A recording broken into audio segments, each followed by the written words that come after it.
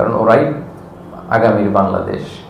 বিশেষ করে আল্লাহ তাআলার পরিচয় দিয়ে দেয়া, এটা অ্যাজ এ প্যারেন্ট প্রত্যেকের একটা দায়িত্ব, মা বাবার, যে আল্লাহ কি, আমাদের স্রষ্টাকে, ইসলামকে, এটা শিখিয়ে দেয়া।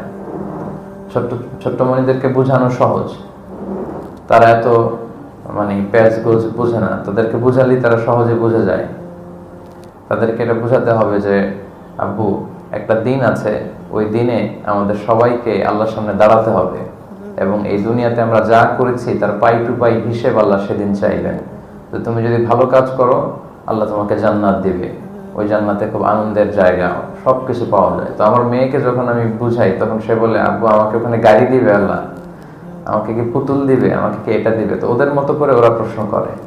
তো আপনি বুঝাবেন যে হ্যাঁ, তোমাকে সবই দিবে, পুতুল দিবে, গাড়ি দিবে, চকলেট দিবে, সবই দিবে। তো এইভাবে বাচ্চাদেরকে বুঝালে যেটা হয়, ছোটবেলা থেকেই ওরা ইসলামের ব্যাপারে একটা পজিটিভ মেসেজ নিয়ে বড় হয়।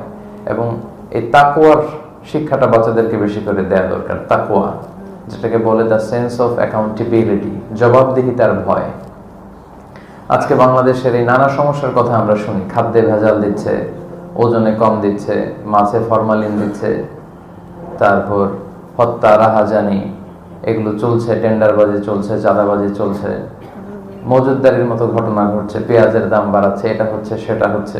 পুরো বাংলাদেশের দিকে যদি একটা গ্লেন্সে আমরা তাকাই, তাহলে দেখবো যে ভয়াবহ অবস্থা।